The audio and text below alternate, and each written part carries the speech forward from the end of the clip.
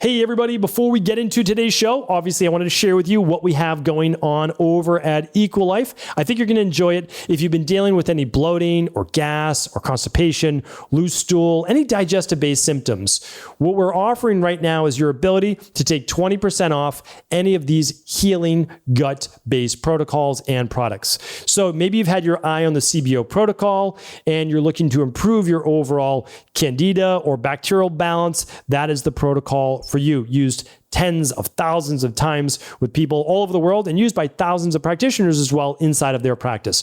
Or you might be looking at the daily probiotic support for everyday use, or the clean gut probiotic if you've dealt with some antibiotics over the last few months, or your gut hasn't just been feeling the same as it's used to.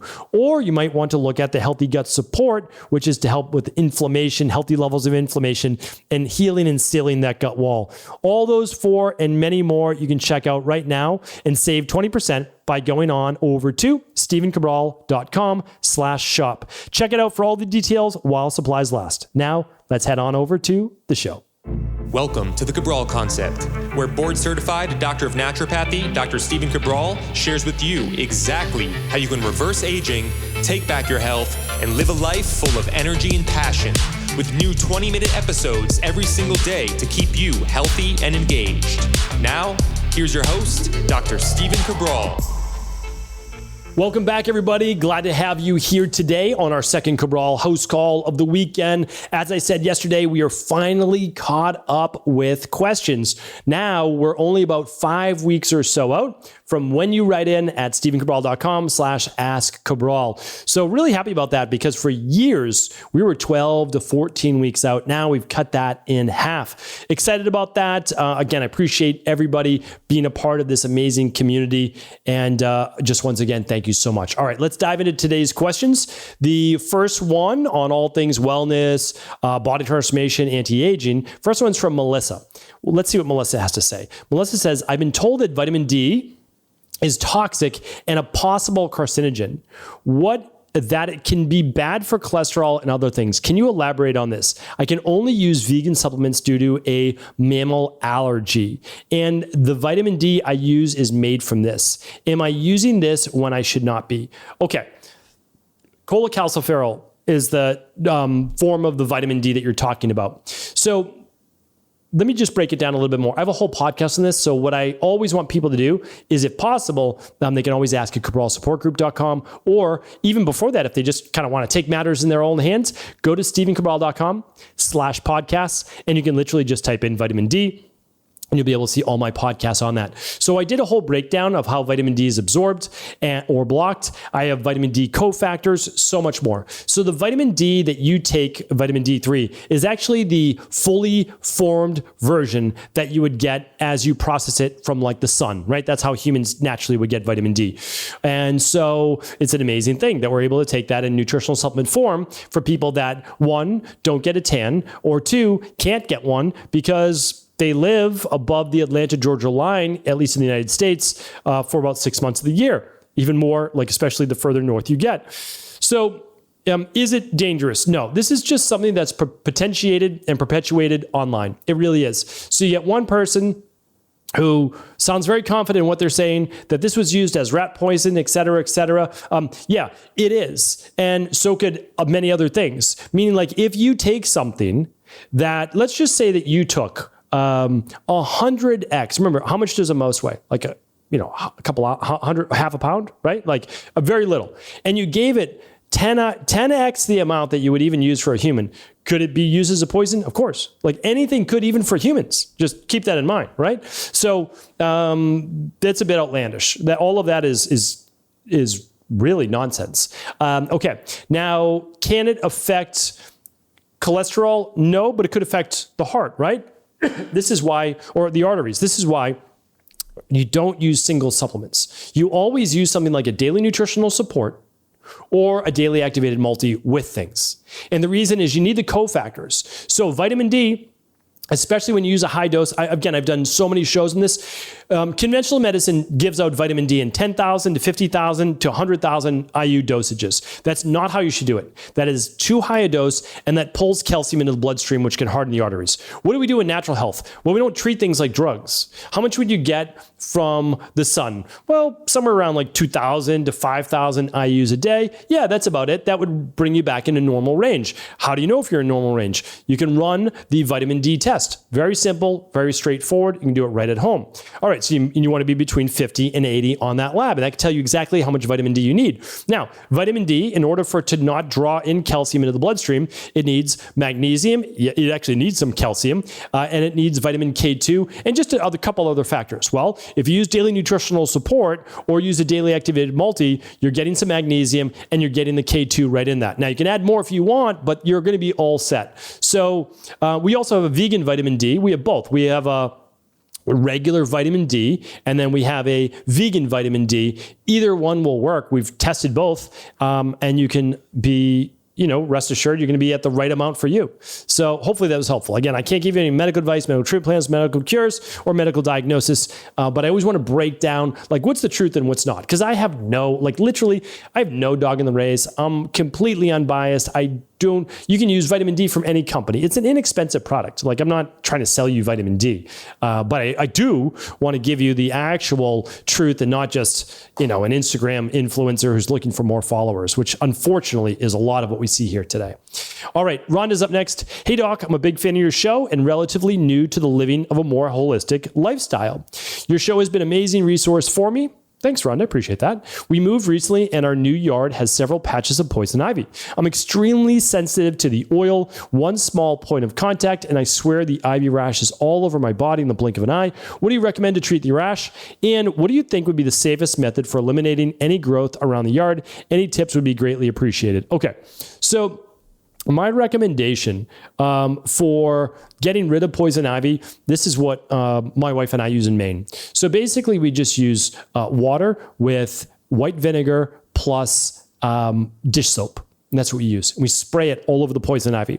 And then when the poison ivy is dead, so the leaves literally dry up, you have to get rid of the vines, which basically, it's not a vine, but it is a vine, I think, poison ivy, but I'm not sure. That regardless of that, it grows like a weed, like a vine, and you need to pull it all the way out of the ground. So put on gloves and pull it all the way out of the ground. Now, you can also hire a gardener. Gardeners have sometimes been exposed to poison ivy many times, and they're somewhat desensitized. Some, they just literally don't get it. I know people that just don't get it. We have an amazing person that helps us in Maine, and they just don't get it anymore. Anyway, that's what we do. So the white vinegar alone will work. There's another nice one. You can find it online as well. It's just a poison ivy recipe that includes white vinegar and dish soap. Okay, now what if you do get poison ivy? The best things that I've seen that work naturally are oatmeal, like an oatmeal pack. Okay, so you're going to dry it out because what you need to do is get the oil off your skin.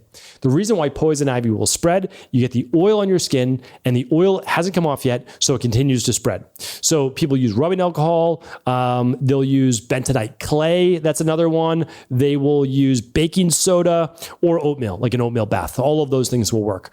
Aloe vera can be really nice as it's helping to heal, and then a little tea tree oil. Okay, so there's also a product online that is not a clean product, but it helps with poison ivy and helps to get rid of it really fast. It's called Tecnu or TECNU. You can look up the company. Again, not a clean product, but it will help get rid of that poison ivy really quick. All right. So these are the chemicals that I use. I just thought about it, the natural chemical. We actually put in a cup of salt. So you don't have to use expensive salt. You can just put in like the iodized regular table salt. 1 cup of salt, 1 tablespoon of the white vinegar, and it is 1 tablespoon of dish soap. And you just put that in a gallon of water and then shake that up. All right. I'm glad I was able to remember that for you. I'm sure there's other great recipes as well. Deanna is up next. Dr. Cabral, thanks for sharing your knowledge every day with your podcast and more. At the time of this writing, my son is a little over a year old. He suffers from severe food allergies such as peanut, tree nuts, sesame, and eggs. We're going to start an oral immune therapy this spring to hopefully overcome these. I want to make sure we're doing everything we can to help my son have the best outcome. Are there any tests you recommend? How young can we start the treatments? For background, my son was breastfeeding 4 months and born vaginally. Thank you. Okay. My highest recommendation is this. Your son is just a little over a year. Yeah, that's challenging. That is challenging to run a lot of these labs. However, challenging. It is challenging. But what I would, because I would love for you to do the Candida the Candida metabolic and vitamins test, as well as the bacteria and parasite stool test. Really tough with 1-year-olds. We usually wait till 3 years and over. Let me give you a couple tips though, because obviously I want to help. So I love the immune therapy by mouth. I'm a really much bigger advocate than the allergy shots. The allergy shots usually have is it adjuvants? Adjuvants? I forget how the pronunciation of that word. But basically, they have metals in them. And the metals activate the immune system, which then enables them to start to desensitize the mold, the grass, or the food allergies that you're talking about. So there are now companies popping up. I'm going to test some of these out. The problem is I don't have allergies anymore, which is amazing, right? So I'm very grateful about that. So I'm going to find someone either in my team or in my family and have them run some of these labs. So they have at-home lab testing kits now for oral immune desensitization. I highly recommend that. Okay, then I would look to say, does your son have any immune-based issues, maybe stemming from the gut? And maybe you're not able to test for that quite yet, but maybe we use something like the Clean Gut Probiotic, and maybe we just do a half a capsule, once a day. And maybe we see, does that help with the gut over the course of like 4 weeks or so? All right. So at the very least, for a 1-year-old that has bloating or gas, or they've got diaper rash or anything that I've seen to be an issue, we're typically using two probiotics, and one's called L. reuteri and the other is B. infantis. And believe it or not, those are actually in the Clean Gut Probiotic. All right. Let's move on to Julie's question. Julie says, "Hi, Dr. Cabral. I've been researching this for a bit and can't find a clear answer to this question. I heard you say on a podcast that we shouldn't take betaine HCL if we have H. pylori, and I'm trying to figure out why. If someone has H. pylori and low stomach acid, but no ulcers or reflux, what would be contraindicative in taking betaine HCL? I know H. pylori doesn't like an environment too acidic and secretes substances to raise the pH in the stomach. Wouldn't it help to counteract this action?" Yeah, that's a great question. I know exactly what you're talking about.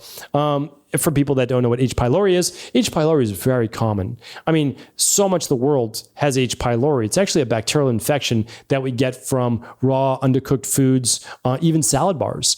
And so what happens is this bacteria, I teach this actually quite in depth in level 2 of IHP when we go over the bacteria and parasite stool test, which tests for H. pylori. So again, if people want to find that lab or all the labs I'm talking about or all of our protocols or what our practice is all about, you can just go to stephencabral.com/shop. That just takes you over to Equalife. It's just a short link. That's all. Because people can't sometimes spell Equalife. I get it. And the website's actually equa.life. There's no .com, and we make things as confusing as possible, right? So stephencabral.com/shop makes it much easier. All right. So the problem is that urease is the enzyme that you're speaking about. So although H. pylori maybe doesn't like an acidic environment, it survives just fine. The problem is that the H. pylori can actually damage the lining of the stomach. And then even normal acid production in the stomach, which you would have like as a normal individual, can create ulcers or mucosal lining damage. So if you have H. pylori, it could lead to stomach ulcers. I think it's like the number one cause still, even greater than stress, and mucosal damage lining. So then if you're adding more potential stomach acid, that could then create an ulcer. So that's the reason why we typically don't recommend betaine HCL if someone has H. pylori. So all we do, we'll do the CBO protocol. We'll do the citracetyl drops. Those are just for 3 weeks. And we'll do a product called mastic gum.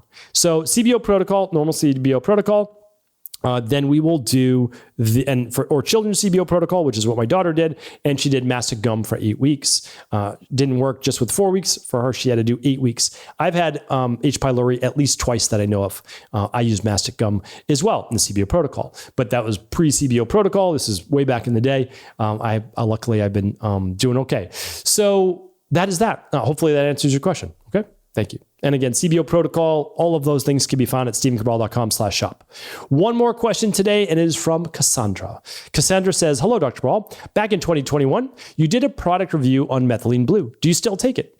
Would you be willing to do a full case study podcast on its benefits and risk? I'm most interested in understanding the impact on the gut microbiome, healing of mitochondria, increased ATP, and how it improves cognitive function. Are there any daily risks to consumption? Thanks for all you do. Okay, so I talked about methylene blue, maybe about like 3 years ago now. And it is not something that I take every day. It is not something that I use actually quite often. And I look at things like this. I actually try to keep my life fairly simple. So it's not that I don't take a lot of nutritional supplements. I do. I take a good amount. But I don't megadose anything. And also although I have no problem with methylene blue, I really don't. It is not a foundational product, and it's not even one of my top 1, 2, or 3 tiers. What does that mean? Okay, so I teach this in depth at highperformancehealth.org, which is highperformancehealth.org is dedicated to longevity, anti-aging, and just being the best human you can be. I mean, that's really what it's about. People have very much enjoyed it, and so anyway, you can check it out if it's of interest to you. But it's not even the top 3. So even top 3 tiers. Now, there's a 4th tier as well, and maybe it falls into a 4th tier. That's probably where it would fall. And there's a lot of great products in the 4th tier, but they're not in the top ones. And the reason is that, if we're talking about all of the benefits for mitochondria and methyl donors and so much more, we're really looking at things like the daily nutritional support, omega-3s, vitamin D, vitamin C, zinc, magnesium, activated B complex. We're talking about like the core things that your body needs. Your body doesn't necessarily need methylene blue, right? But again, I'm not against it. I have nothing against the company. I've talked about them before and only talked about them. And by the way, on that podcast, I give you all the different benefits. So I would go back, tune into that show, and you'll really see all the benefits there. Okay, now talking about cognitive. Well, there's a product called Daily Brain Support. Daily Brain Support is an amazing product for cognitive-based decline or just improving. So you don't have cognitive-based decline and you actually do sharpen the mind. And it has things like choline, citrulloline, and so much more in there. Coffee bean extract, which is the number 1 nutrient to increase what's called brain-derived neurotropic factor, BDNF. Number 1, nothing better. They tested wild blueberries. They tested all sorts of things. That was it. That was number 1. So again, nothing against it. Again, if you want to boost mitochondria, there's so many there's better products as well. There's PQQ. There's just, I could go on and on, right? And so what I'm saying is nothing wrong with the product. Use it if you'd like it. It's just not one of my core foundational health-based supplements. But again, nothing against it. A lot of people like to use it before a workout. Some people do it before sauna, and they very much enjoy it. And that is that. All right. I appreciate you writing in, Cassandra. Same with everybody else. Thank you so much for being a part of this community. Tomorrow, I'll be back as always with a brand new Mindset and Motivation Monday. Don't miss it. Take care. Keep being amazing. Thanks so much, as always, for tuning into today's show. I appreciate you listening right to the end. I always try to share with you something that I believe that you're going to love. And this week, we are giving 20% off all gut-based protocols, all health gut-based protocols. That means if you've been thinking about using the CBO protocol to help improve your overall digestion or yeast or bacterial imbalances, this is the protocol for you. Or you might be looking at the daily probiotic support, the clean gut probiotic, or maybe something like the healthy gut support, which helps to heal and seal that intestinal-based wall. Whatever you're looking for, we have those 4 products plus many more on sale at 20% off. Very rarely do we do sales outside of our semi-annual sale. This is one not to miss. If you're dealing with bloating, gas, constipation, loose stool, etc., you can get to the underlying root cause, or you can begin to use these specific protocols that we've used with thousands of people all over the world. Head on over to stephencabral.com/shop for all the details.